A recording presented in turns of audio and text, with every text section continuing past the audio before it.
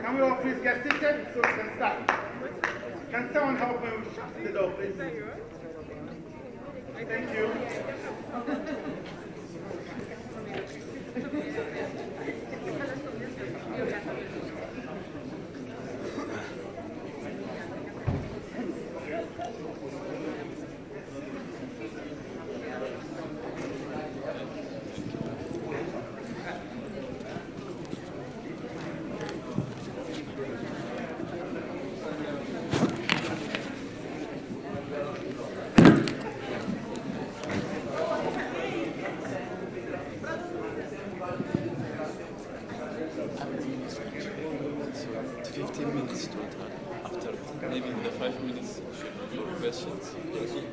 After I will time it. I will tell. After 10 minutes. Good afternoon and welcome back from lunch. I have been told that the topics are so interesting that none of you will fall asleep. So it's a coffee. Our first speaker is Dr. Enembe Okokom from Calabar. One simple house rule. You've got 15 minutes. If you want immediate reaction to what you say, you may choose to speak for 10 and then 5 minutes for inputs. If you speak for 15 minutes, there will be no immediate inputs. Thank you.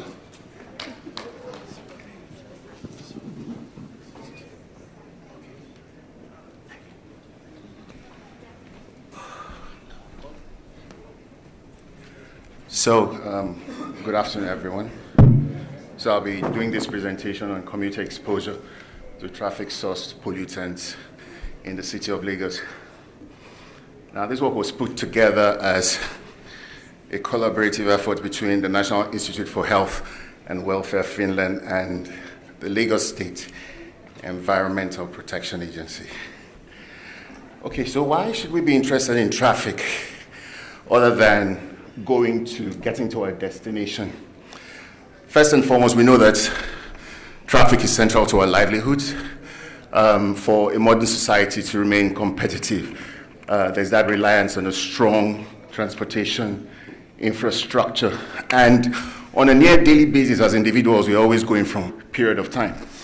And this may be time enough for the emergence of biologically relevant exposure because of all the pollutants we face in increasing concentrations in the traffic microenvironment. Now, links have been demonstrated between traffic stressors, traffic-sourced stressors, and several health conditions. Now, for instance, from particulates, as we learned from the last talk we had before the break, through the inflammatory pathway, you may have chronic obstructive lung disease, you may have increased incidence of asthma, you may have distortions of lung function parameters, you may also have increased admissions for respiratory conditions and emergency room visits. But you also have cardiovascular endpoints, such as stroke, such as hypertension, such as derangement of the heart rate variability, and even ischemic heart disease as a result of particulate exposure. You get the same thing from noise exposure. So noise through the autonomic pathway and the endocrine pathway could also lead to a range of health conditions. You also have mental health manifestations as a result of noise exposure. You could have annoyance, there would be sleep deprivation, which itself is a risk factor for diabetes and obesity. Also, links, I would say to some extent, reasonably established links have been shown between noise and depression and anxiety. So for this reason, there is a need for evidence-based decision which would promote commuter-friendlier and eco-friendlier modes of transportation.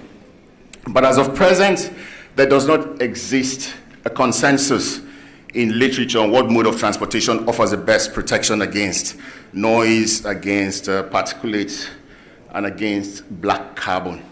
So that was what informed our study.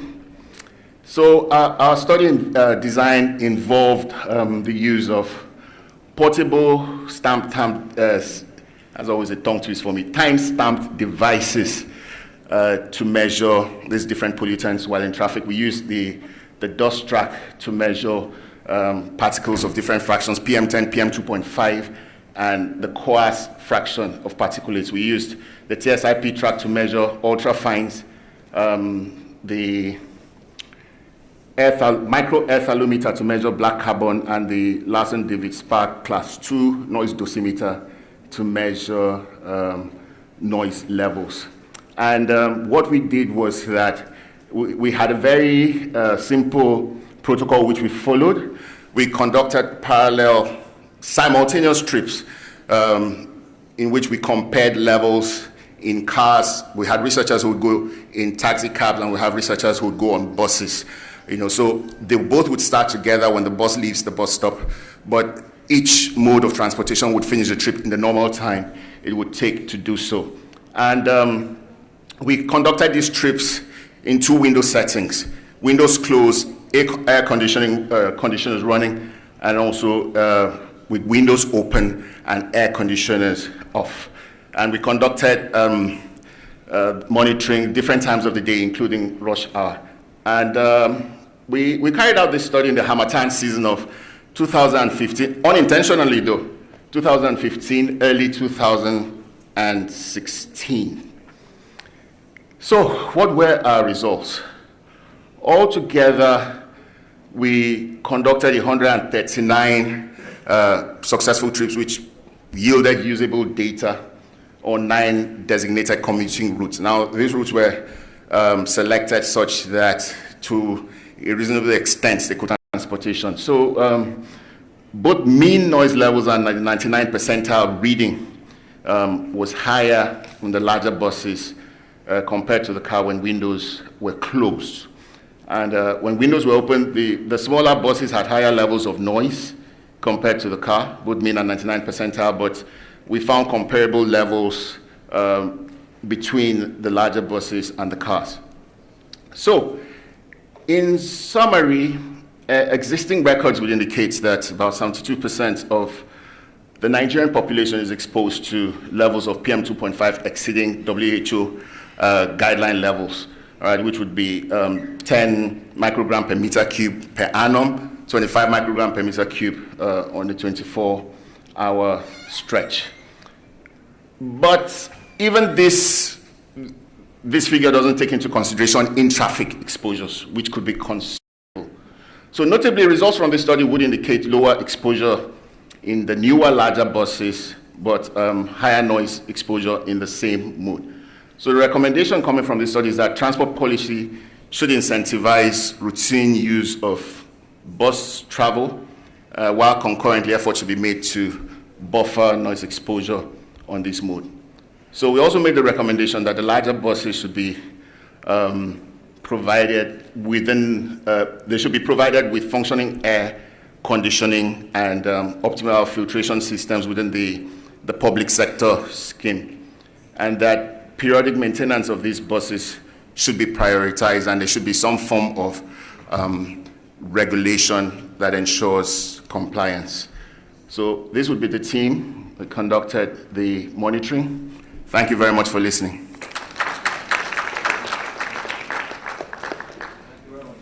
You kept to time, and so we've got 3 minutes of questions or statements. Yes, I can see someone there.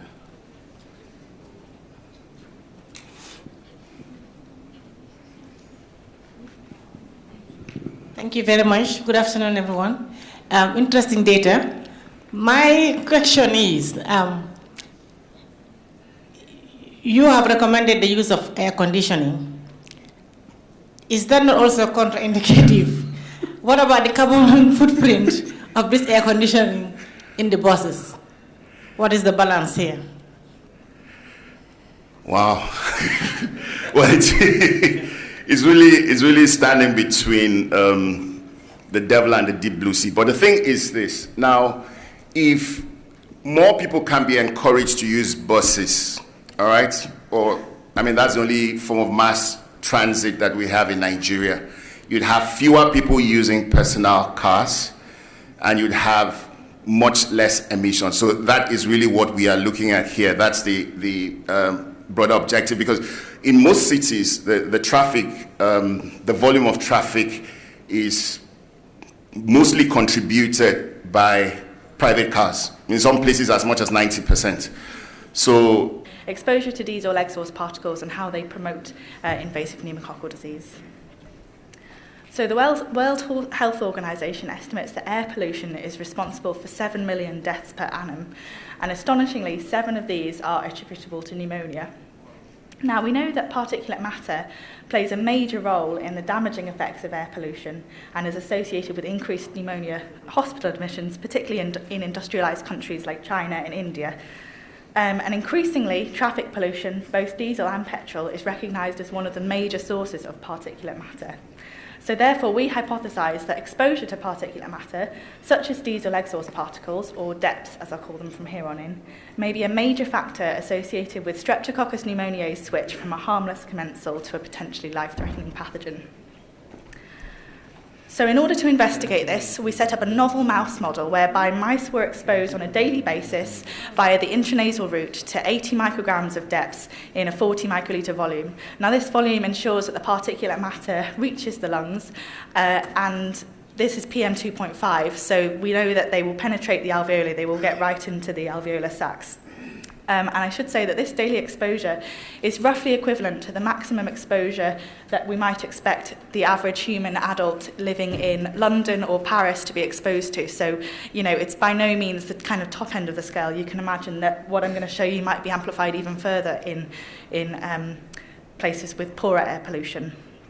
So mice were exposed on a daily basis to these DEPs, and after the first 3 exposures, we infected the mice with a low dose of D39, which is a lab strain of strep pneumo. We gave this in a small volume to ensure that the bacteria colonize the nasopharynx without dissemination to the lower respiratory tract. And mice continue to be exposed on a daily basis post-infection, and then we culled at either day 1, 4, 7, or 10 post-infection in order to assess the bacterial load and the immune response. But it was obvious from very early on that the lungs of the DEP-exposed mice had quite a lot of accumulation of the particulate matter. You can see all the black material on the lower panel as compared to the nice healthy lungs of the PBS sham-exposed mice. And we found that DEP exposure promotes pneumococcal dissemination to the lungs and blood. So whereas the sham-exposed, PBS-exposed pneumococcal-infected mice shown in black, very few of these mice had bacteria in their lungs, you can see there was a significant increase in the lung bacterial load of those pneumococcal-infected mice treated with the DEP shown in red. And we also saw further dissemination from the lungs into the blood in these DEP-exposed mice. We didn't see any differences in the bacterial load of the nasopharynx, which is, of course, where the infection started. And we did do some work to kind of characterize the immune response at this site, but it became clear quite early on that all the action was going on in the lungs, and so we focused on this for the rest of the work. So I found that DEP exposure drives early inflammation in the lungs, which is exacerbated in the context of infection. So at day 1 post-infection, you can see that the DEP-exposed mice, either in red or in white triangles, had significantly higher levels of various inflammatory cytokines, including TNF-alpha, interferon gamma, and KC-GRO, compared to the pneumococcal-infected sham-exposed mice shown in the black dots. But by the later stages of infection, so day 4 and day 7, by far the highest inflammatory cytokine production was in the DEP-treated pneumococcal-infected mice in red. So this was much higher than for the pneumococcal-infected sham-exposed. The macrophage function is the ability of the macrophages to phagocytose and kill bacteria. So in order to test this, we performed a phagocytic killing assay with murine J774.2 macrophages. They're just a macrophage cell line. And whereas we saw about 17% phagocytosis in the control-treated cells, so these were pre-treated with PBS, this was completely ablated when we pre-treated the cells with the DEPs. We also performed a similar experiment with human airway macrophages with the help of our collaborators in Queen Mary University of London. And again, we could see significant congestion of the DEP-treated alveolar macrophages and a reduction in the phagocytic killing ability of these macrophages. But I also found that DEP exposure increases pro-inflammatory cytokine secretion by bone marrow-derived macrophages. So for these experiments, we isolated bone marrow cells from female mice. We treated these with MCSF to promote macrophage differentiation, and then we treated the macrophages with various concentrations of DEPs. We then, this was just for 24 hours, so we washed the cells, replenished the media, and 6 days later we stimulated these cells with pneumococci, and then we looked in the supernatant for various inflammatory cytokine production. We saw a significant increase in TNF-alpha production for the cells pre-treated with 100 micrograms of DEPs. Compared to the media control. And we also saw an increase, a trend towards increased IL-6 for the DEP-treated cells. So this suggests that DEP-congested macrophages produce higher levels of inflammatory cytokines following microbial challenge compared to unexposed macrophages. So this might explain some of the high cytokine levels that I showed you a few slides back. And of course, we know that high inflammation in the lungs leads to tissue damage, and this is often what allows the bacteria to seed from the lung into the blood in the case of pneumonia and sepsis. So I just want to take a moment to pause and just conclude what I've shown you so far. So I've shown you that DEP exposure promotes pneumococcal dissemination to the lungs and blood during carriage. I've shown you that DEP exposure promotes lung inflammation and tissue pathology, and also that alveolar macrophages become congested with DEPs, which reduces their phagocytic function and leads to increased pro-inflammatory cytokine production. But we hypothesized that there was more to the story than this, and we thought that perhaps the pneumococci were adhering to the DEPs, so they might be dragged down into the lower respiratory tract as the DEP solution moves from the nasopharynx into the lungs. And the reason why we hypothesized this was because we only saw the dissemination into the lungs and the blood in mice that were exposed to DEP both pre and post infection. So mice that were exposed to DEP just pre-infection in the white there, we only saw about 20% dissemination to the lungs and no further dissemination to the blood, despite these mice receiving the same number of exposures. So, in order to test this, we incubated pneumococci with DEPs in vitro. We then performed a low-speed centrifugation to pellet the bound pneumococci, and we removed unbound pneumococci in the supernatant. We then washed the pellet, prepared it for scanning electron microscopy, and you can see here that we found the pneumococcal chains, which I've highlighted in purple, I hope that shows up okay, were in close proximity to the particulate matter, WHO guideline limits. Reducing in the amount of airborne pollution has the potential to reduce the global burden of invasive pneumococcal disease significantly. So I just want to finish with some acknowledgements. I'd like to thank my boss, Professor Aris Kadioglu, and members of his lab who've helped with the work. Also, Dr. Daniel Neal and Professor Neil French, who are also PIs at the University of Liverpool and co-investigators on our big MRC 5-year programme grant. I'd like to thank our collaborators at Queen Mary University London and at Trinity College Dublin. And finally, the conference organisers for selecting my abstract for an oral presentation and providing me with a travel grant to allow me to attend this conference.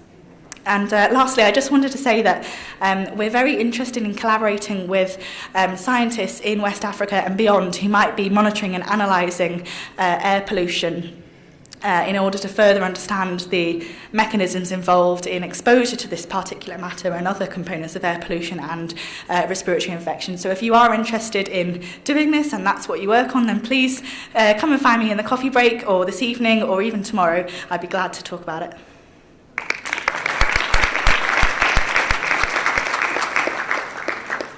Thank you, Rebecca. Very interesting talk.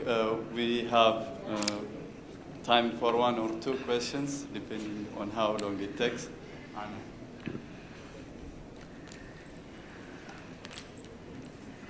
Thanks. Thank you for this interesting talk. My name is Anna Roca and I work at the MRC unit at Gambia. And part of my work is related to pneumococcal carriage and disease. So my question is, your hypothesis is that pneumococcus uses the depth to cause invasive disease. Why do you think then, so I don't understand why then it doesn't affect carriage? Because it could be very interesting, as you might know, carriage, pneumococcal carriage in this continent is very high. And it has huge implications for disease, also transmission at community level, and we have also seen seasonality. So I just wonder, what is your hypothesis here? Yeah, you're right. I mean, when we were setting up the model, we did try a few different things. So one of the things we tried was giving the same amount of depths, but in a smaller volume, so that it's restricted to the nasopharynx, so that it can't be, affecting the lungs. But we just didn't see dramatic differences. So you're right. It's a bit of an odd phenomena, but I think it must be something to do with the fact that the depth reaches the lungs, drives the inflammation, partly drags the pneumococcus down. I think it's something to do with the lungs specifically rather than the nasopharynx, but it's definitely something we might want to look into in future, because as you're right, the starting point of any invasive pneumococcal disease is carriage, and we really need to understand that better. One more quick question. Okay. I was going to say, if there's no question, this is Martin Antonio, MRC unit at Gambia. I was going to ask, do you know what's in the DEPs? Have you done any electron microscopy? Yeah, well, the sizes so we collect. So we get them from America. They're collected off the back end of a diesel-powered machine. So I know that they contain a whole mixture of complex chemicals, like poly this and poly that. I'm not a chemist, I must admit. So I wouldn't like to sort of take a guess on what exactly the components, which ones are important for that. But all I know is it's a very complex mixture, and it seems to be, really important in driving this switch.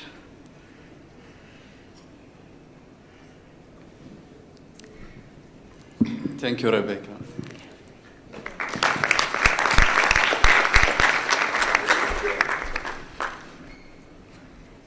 We march on. Our next speaker is Dr. Nafissatou Touré from the neighboring country of Senegal, from Cheikh Anta Diop University, one of Africa's oldest universities.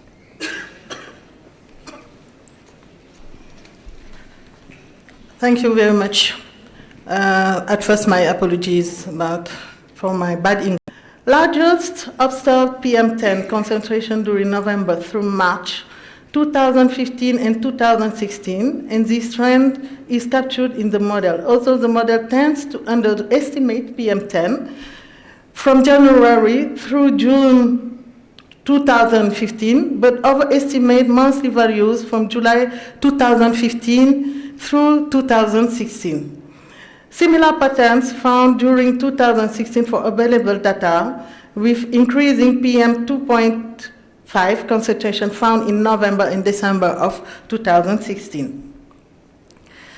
The PM10 dust concentration exceeding very unhealthy concentration are found over the northern administrative disease district of Senegal, similar to PM2.5.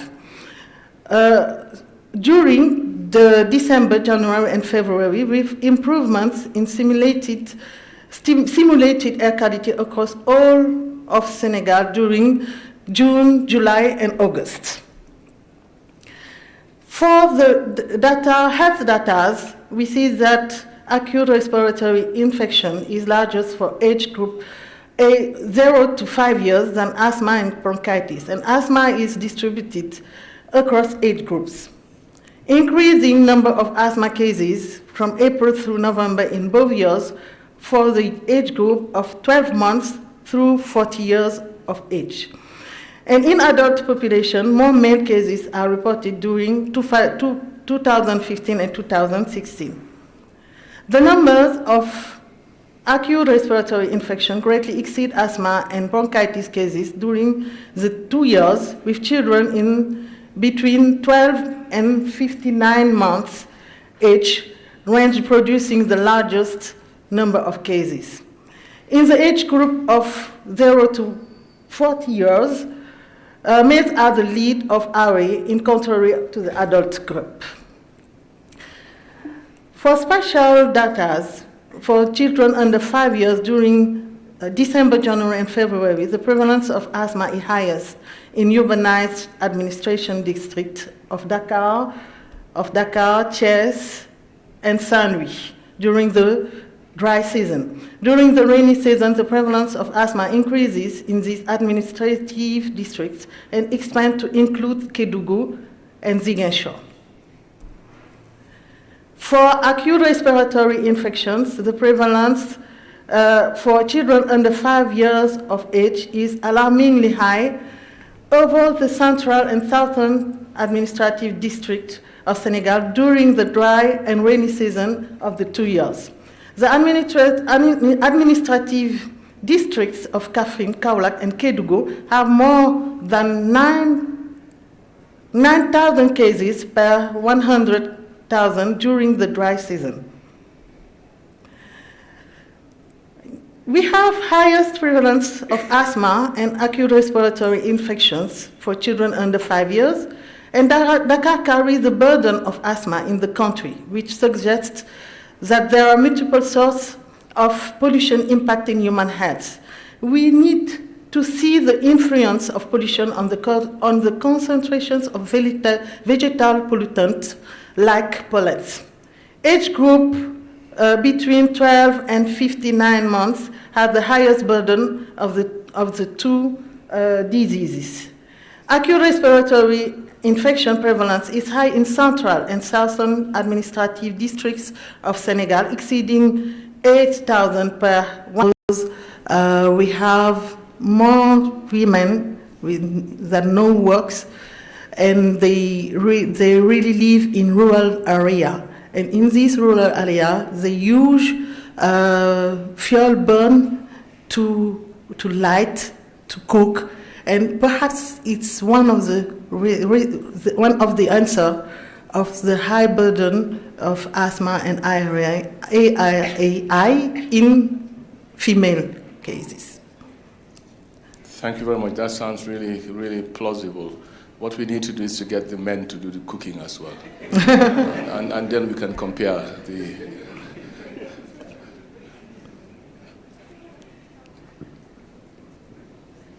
If that is a problem, like if indoor air pollution is known to be the problem, is there any interventions going on, like clean cooking stove interventions? Are there any initiatives in the rural areas? If I really understand your question, sorry for my English. I think there are some policies for that. In Senegal, they already spread, I think, some kind of device to reduce the burning of biomass for cooking. Like, I don't know how we can say it in English, les fourneaux, some device that can reduce the burning of biomass, of fuel. Yeah. Last question. Thank you very much for that presentation.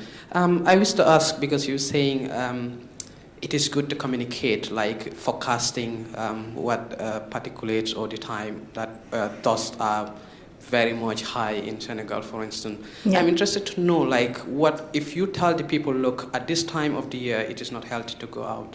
Do you have any intervention measures that they can use, to prevent them from, that exposure? Because you cannot just tell me that we have this problem, but there is no solution to it when they go out. Thank you very much for your question. That is a big problem. we are thinking about some device like some kind of mask that we can use. We can ask them to use when we have a high level of dust for the population that have asthma or other chronic diseases. And for information, we already use the social media. The social media, I think, they said, like WhatsApp. Everyone has WhatsApp. And we have already tried to use this kind of information just to spread the information for all the people and in the community levels. And the first day that we use this kind of information, of social information, the information goes everywhere, and we received some feedback coming from USA, coming from Australia, some parents, Senegalese parents, that have received the information from that. And for this kind of information, we try to tell to the populations that have chronic pulmonary disease what they can do. For the first time is to see if there is some new science about their disease. If there is new sign about their disease, to take their medication or to see their doctors. This is the kind of information that we share with the population. Thank you. Don't we all like Senegalese? When you ask them to speak, they say to you, please mind my English. And they stand up and they speak in flawless English. Congratulations. Let's stand up, applause. Thank you.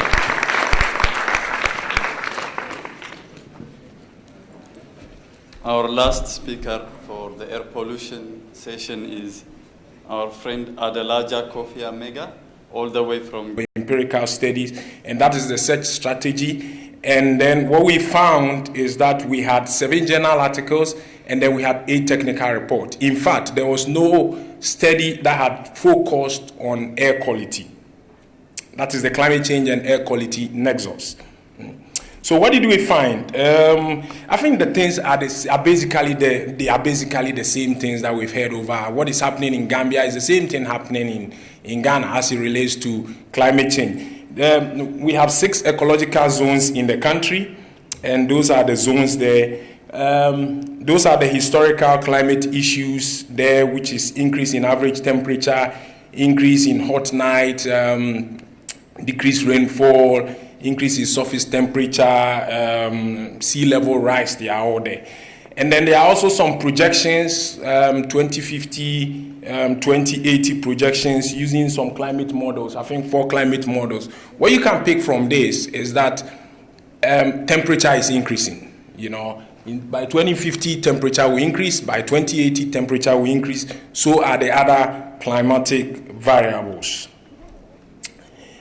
So, in summary, what is going to happen in Ghana by 2080 is that there's going to be an increase in temperature of about 1.4 to 5.8. There's going to be 4% decrease in rainfall by 2040. And then sea level rise by 2100 is going to be 75 to 190 millimeters. And the issues are the same across board. Issues with agriculture is going to affect agricultural productivity, is going to affect fishery stocks, is going to affect water resources, energy. But I mean, as a public health professional, I'm more interested in impacts on human health. And again, the suspects are the same. It's going to drive levels of vector and waterborne diseases. It's going to exacerbate respiratory illnesses as well. So this slide tried to identify what we found in the reports that we read: malaria, cholera, cerebrospinal meningitis, and other vector and waterborne diseases. But more importantly, it's going to happen in densely populated urban areas where temporary settlements lack clean access to water because urbanization is happening in Ghana. There's a lot of more urban slums, and in these slums, sanitation is poor, there's lack of water, air pollution levels are very high in these neighborhoods. And then there's also going to be increase in measles, and then increase in diarrhea and others. Let me try and skip because the message is the same so that I can talk about influence on air quality, so we can have some time for an interrogation if there need be. So, in fact, Africa is bereft of air pollution data. There are no ground monitoring equipments. I mean, most of the countries lack ground monitoring equipment. And even in situations where they are very obsolete, and so they are not able to perform functionally. So there's limited air pollution data. So this is what I teased from an EPA document where they give some historical trends. What you see basically here is that you realize a level of PM 2.5 is above the WHO threshold of 25. Level of PM10 is also above the WHO threshold of 50. So are we going to sit around and cry? As public health professionals, we need to impact policy. We need to machine monitors. They will have a laugh. Malaria is killing us. Air pollution we can't see. And more importantly, where is the evidence? Where is the evidence that suggests that air pollution is killing people? We don't have the evidence because we don't have the funds to conduct research. So that's the reason why government, for me, are also not investing in air pollution control. So we want to provide some of the evidence from our settings. And again, as part of the theme of this conference, we want to evaluate climate variability and change impact on air quality so that it can influence climate action plans. So these are some of the time series from our data, from our census. Most importantly, what you can take from this is that dry season measurements are higher than the wet season measurement, which is to be expected. The Harmattan season is there and then wind dust is blowing across. So that is what you see from the box plot, which gives us the mean levels. So in the interest of time, I'll skip the slides are available. Anybody can have access to them. So trying to wrap up my talk, air pollution has worsened in Accra, Kumasi, and other urban settlements of Ghana, with some evidence also uncovered that implicate temperature extremes and the worsening Harmattan. I mean, levels we are seeing in Kumasi currently are very, very high, and it's because it's closer to the north, so it's to be expected. Then evidence we have from estimate from WHO suggests that greater than 28,000 annual deaths in Ghana are attributable to air pollution. And then also estimates from Health Effect Institute and the Institute of Health Metrics and Evaluation also ranks air pollution as the sixth leading risk factor for death and disability in Ghana. So air pollution is a critical problem. This slide was shown. Air pollution affects every organ and systems in the body, including they are now linked to some very weird outcomes like mental health, depression, suicide rates. So it's important that we pay attention to air pollution and address the challenge. In Ghana, this is the percentage of death that is caused, that is attributed to air pollution. So 39% is due to COPD, 21% diabetes death, ischemic heart disease, and then also stroke death. So in conclusion, Ghana as a country is experiencing climate change with extremely high burden of climate-sensitive diseases observed in the country, particularly in coastal urban areas. Air pollution has also worsened in urban areas, with climate change playing an important role. There are some initiatives. The ministry, in collaboration with some funds they got from with partners, and in collaboration and owing to some funds they got from the Global Environmental Facility, has initiated a project in 3 areas: Keita, Bongo, and then Gomwa area. So that project is ongoing, and Ghana is also taking steps to build institutional and working in to make sure that cars that are imported in this country are really good for the health or the climate change in our setting, or whether there is non-policies at all. Thank you. Interestingly, you have already answered the question. One of the major causes is vehicular emissions. I mean, and as you rightly pointed out, all the vehicles that are coming to Africa are cars with poor emission ratings in Europe, in America, and they are being dumped on us. But that is fine. We don't have money to buy brand new cars, so we don't have a choice, though. So that is the problem. That is the main problem. But besides that, biomass burning is also a key contributor. And recently, there was some paper published by Health Effects Institute that tried to quantify the contribution of household air pollution to ambient air. Most of our neighborhoods too are unpaved, so we have dust pollution that is more PM10. Industrial emissions is not really a problem in some of the urban areas of Africa. I mean, Accra, for example, is not heavily industrialized, except Tema. Policies. There are policies in Africa, unfortunately, they don't bite. In Ghana, for example, there's a ban on importation of overage vehicles. Vehicles that are above 10 years old, they are banned. We are banned from importing them. But of course, we always bring them back into the system. So the policies really do not bite. I think this is where we need to find a way to make sure that the policies are enforced and then punitive measures are also given. I think that is because we can keep on developing policies, but if we don't enforce them, it doesn't really address anything. And I think another major thing is that we need to have the data. Data drives policy. If there is no data, we can't go to politicians to do A, B, C, and D. And as you and I are citizens, we don't always have to sit down and wait for government to take the initiative. And that is the more reason why some of these low-cost sensor networks that are developing on the continent in Ethiopia, in Tanzania, is good, because ultimately the data can influence and drive policy. Yeah. Good afternoon, everybody. I'm Dr. Kenneth, environmental educator. I just want to ask, because this is the last presentation on the air pollution. There have been presentations on pollution, and this conference is all about planetary health. Out of animals, are we selfish? Are animals not part of the planet? We are talking of covering the nose, buying nose mask and all. We have dogs, we have our pets, our cats. Nobody's talking about protecting animals. So, from all the researches, interventions, what have you recommended to protect animals? I see you want to kill mosquitoes, you spray the compound, you leave the cats and the dogs to take in the insecticides, and you don't care whether they die or not. So I just want to ask you, what are you putting in place to protect the animals, and generally for the conference organizers?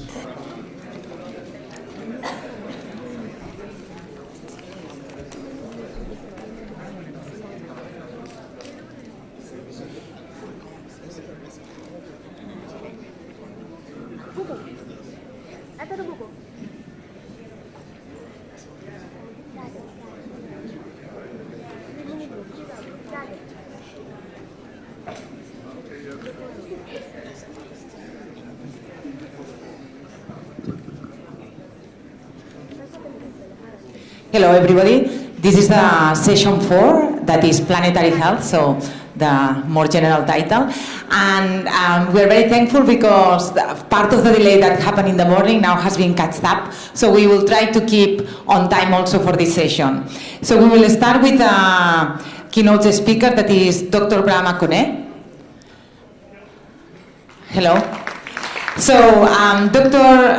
Kone is working at the Swiss Center for Scientific Research in Côte d'Ivoire, and is an agroeconomist and a specialist on environmental health, water sanitation, and transdisciplinary health. So thank you very much.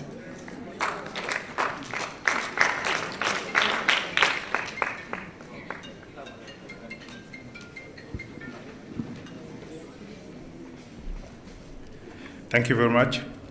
I was still asking myself if I should come now or how it was managed, but thank you for inviting me at this stage. So I'll be talking about climate change and vector-borne diseases. I'm an environmental epidemiologist, sanitary engineer, and I've been working for the last 10, 15 years on climate change, adaptation to climate change, in the sector of water and health. I'm senior lecturer at the University of Korogo in northern Côte d'Ivoire. So we all know that climate change is ongoing with climate variability. and sub-Saharan Africa, in this context of climate change, is also a zone of high endemicity of malaria and schistosomiasis, being two vector-borne diseases. And the Sahelian belt in sub-Saharan Africa is a zone of transition from high endemicity of those diseases to epidemic or null transmission areas. And climate change, by affecting ecosystem, will also affect those vector-borne diseases. And malaria and schistosomiasis, being two parasitic diseases, are sensitive to climate. But gaps remain at that day on how climate change and associated climate variability is affecting those diseases in Côte d'Ivoire and Mauritania. Two specific objectives we decided to present here. The first one describes the morbidity due to malaria and schistosomiasis, as well as the socio-economic, environmental, and socio-centered determinants in the context of climate change. And based on that, analyze the relationship between those factors and the transmission of the two diseases. Going now to our study site. We have been working on the Sahelian belt in the northern part of the Sahelian belt in a city called Kaidi. Kaidi is located in the southern part of Mauritania along the Senegal River. With a population of near 100,000 inhabitants, annual precipitation going from 300 to 500 millimeter, annual mean temperature between 12 and 47 degrees Celsius with an annual temperature of 29. And Korogo is located in northern Côte d'Ivoire on the south part of this Sahelian belt. A population of around 200 inhabitants, mean annual precipitation from 1,200 to 1,500 millimeter, so more wet than Kaidi. Annual mean temperature of 30 degrees Celsius, with a water dam located in the city. While Kaidi is along the Senegal River, Korogo has a water dam for community use. Our analytical framework, as you can see, going from the general context, global context of climate change, to the local context of the ecosystem of the two cities. And within this ecosystem, we are focusing on the biology and the ecology of vectors on one side, on water resources on the other side, and human environment and habitat on the third side. All those components are interrelated and affected by climatic phenomenon and affecting then the dynamic of malaria and schistosomiasis. Our methodological framework, we use the so-called eco-health methodology. This methodology based on 6 main pillars. Previous presentations have been talking a lot on transdisciplinary. Transdisciplinarity is one of the pillars of the eco-health methodology that goes beyond what each discipline can come out with a needed value that is within discipline. How social scientists, epidemiologists, medical doctors can work together and comes out with what is between their discipline and not only what is coming from their own discipline. So we have been using transdisciplinarity. We have been using system thinking, community participation, and also research through actions to be socially and genderly equitable in our actions in order to achieve sustainability. But this looks so global and so confused. What we did specifically from each discipline, we have been screening malaria in communities from the first picture you can see. We have been doing larval survey for malaria on malaria breeding sites. We have been collecting snails for schistosomiasis. Also, household survey, water analysis, physicochemical water analysis, mosquitoes collection in household, looking also at what people are doing at water points. We did focus group discussion. We did geographical and environmental surveys, laboratory analysis, and also we treat disease cases. And some of the research we were able to come out in Korogo, northern Côte d'Ivoire. We were able to describe the morbidity of malaria with a prevalence of 70% in rainy season and 8% in dry season. Mean density of parasite was around 300 in rainy season and 550 in dry season. And most Anopheles larvae were 20%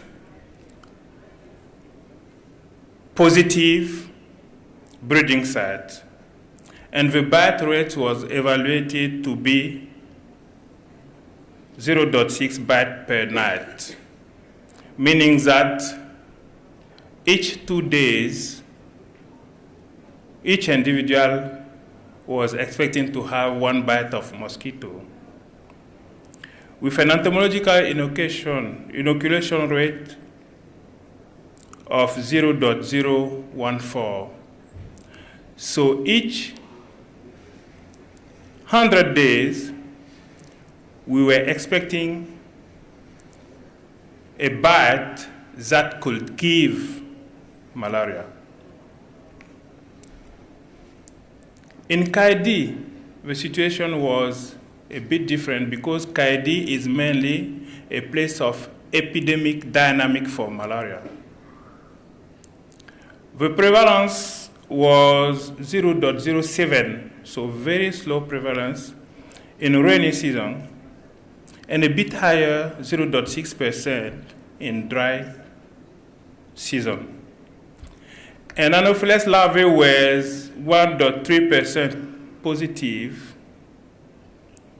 in breeding site, with a bite rate of 0.5 bite per person per night. So again, each 2 days, each 2 to 3 days, we were expecting 1 bite per person. And entomological inoculation rate was null there because, of course, this epidemic situation.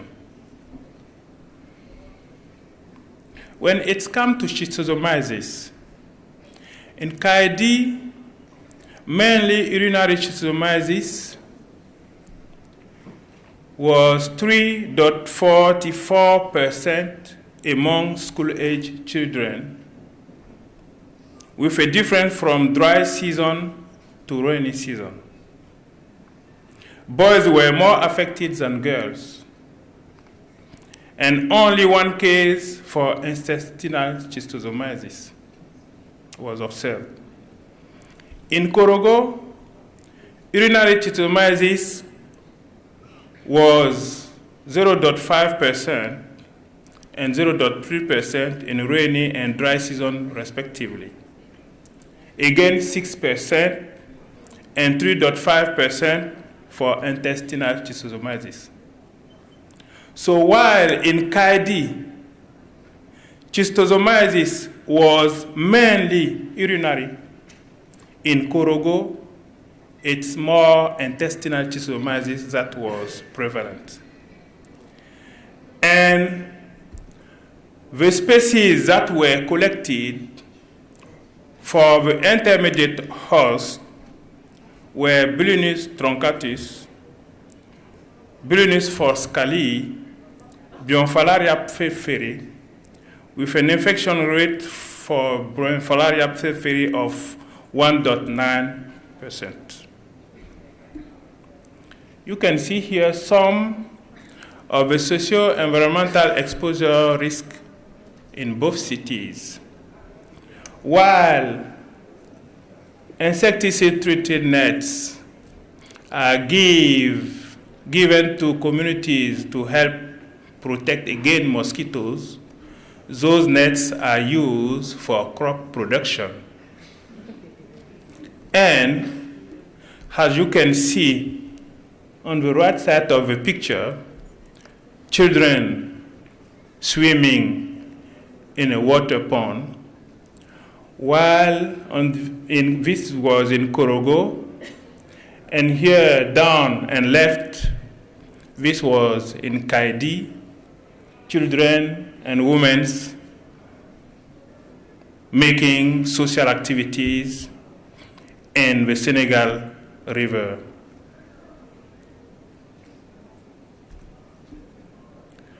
When we look at schistosomiasis distribution in Korogo on the left side, you can see the majority of cases are located around the water dam that is in blue color. And when we look at the distribution of schistosomiasis in Kaidi, the majority of the cases are also along the Senegal River, showing how proximity with a water body can be a risk factor for children, school-age children, who are going to swim in those waters. When we look at the breeding site positive to Anopheles and analyze correlating to physicochemical parameters of those breeding sites, it comes out that one of the most important factors affecting the distribution of breeding site is the dissolved oxygen. So the breeding site with higher level of dissolved oxygens were the most breeding site positive to Anopheles larvae. Coming to the analysis of meteorological parameters and the dynamic of the disease of malaria, we were able to show how the mean temperature of the previous month was highly correlated to the transmission of the disease of malaria, and how also the rainfall of the previous month was also highly correlated to the transmission of malaria, and also how the NDVI of the previous month and the 2 previous months were also correlated. But most interestingly is that rainfall and temperature are correlated in the actions on the transmission. When temperature is under 26 degrees, whatever being the rainfall, it's not affecting the transmission. But starting on 26 to 32 degrees Celsius, we may see that the level of rainfall affects the transmission of the disease. If the rainfall is higher than 20 millimeters in the previous month, that affects more and more the transmission of the disease in the present month.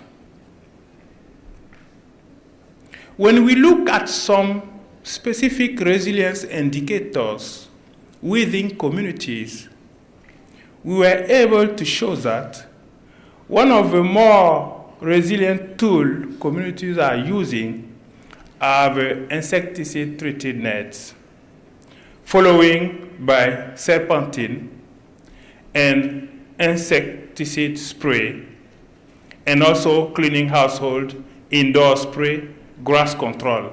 But the more important is that insecticide-treated nets are coming as one of the main resilient practice of communities. However, those communities are also using those insecticide nets to protect their crops against animals. When we look at care seeking, we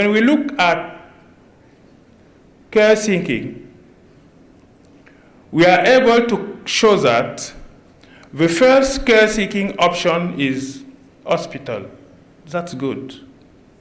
But the second and third seeking that are coming after the hospital is a self-medication.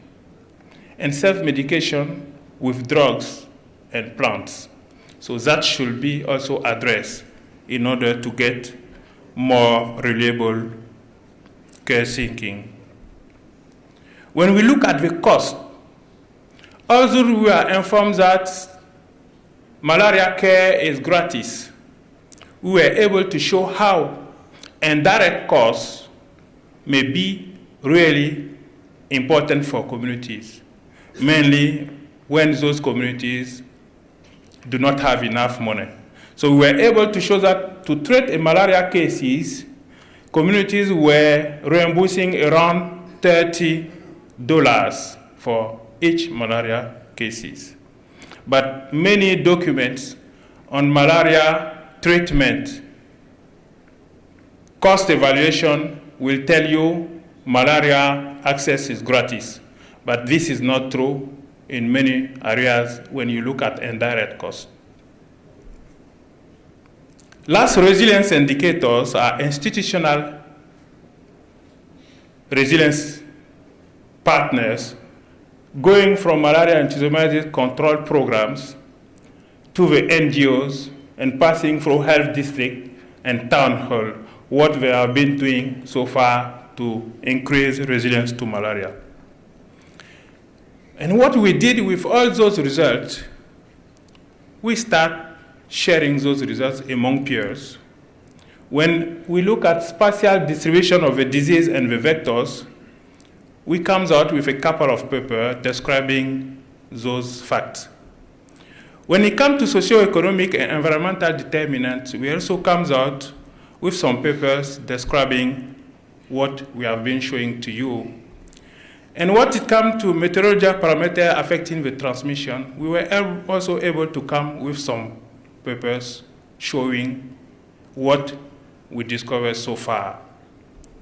But due to the methodology we have been using, we also have to act and to try to arrange things on site where we have been working so far.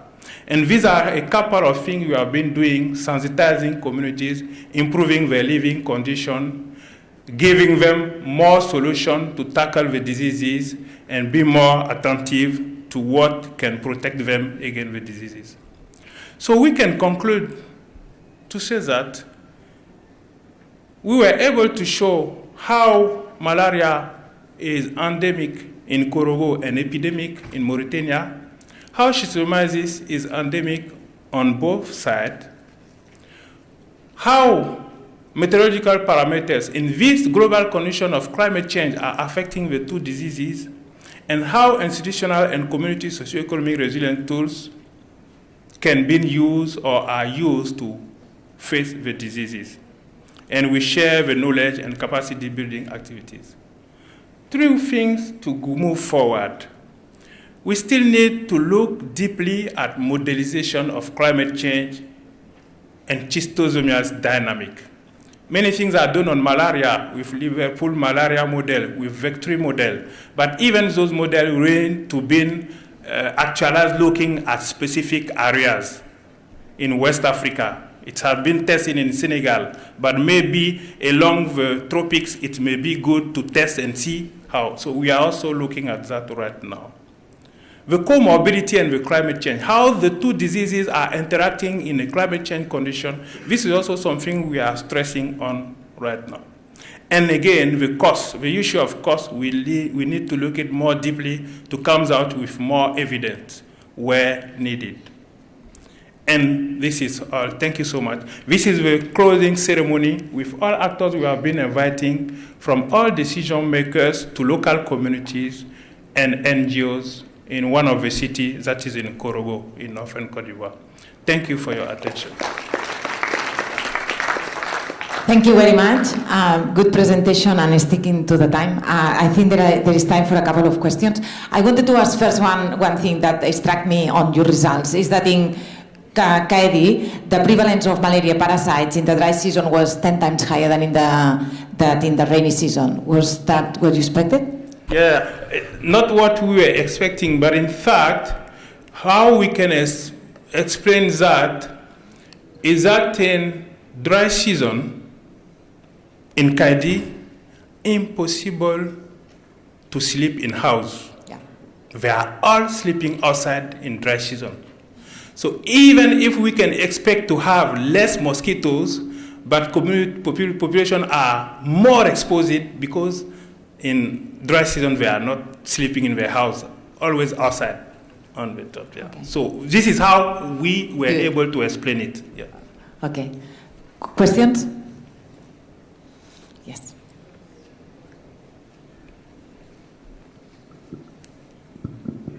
Thank you very much. Good afternoon once again. My name is Sekou, a graduate from the University of the Gambia. From the early morning speakers, sustainable city, to air pollution, to now, I think we're all talking about the same thing here.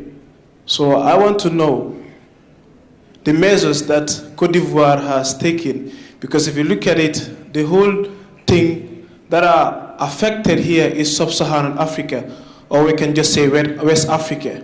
So how can we prevent, or what are the methods that you guys are taking to stop or to minimize rural-urban migration, to minimize these airborne diseases? Because I can see malaria has been a problem to most of the West African countries. So what are the preventive measures that Côte d'Ivoire has taken so that countries like the Gambia, Ghana, and the rest can take up that initiative to stop the migration of rural-urban migration? Thank you very much.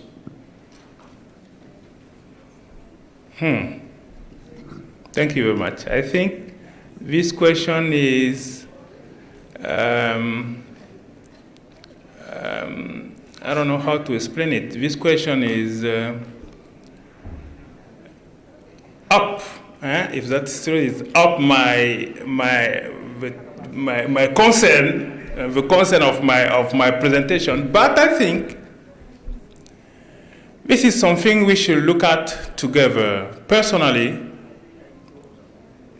the idea for me will not be to focus on how to stop rural-urban migration.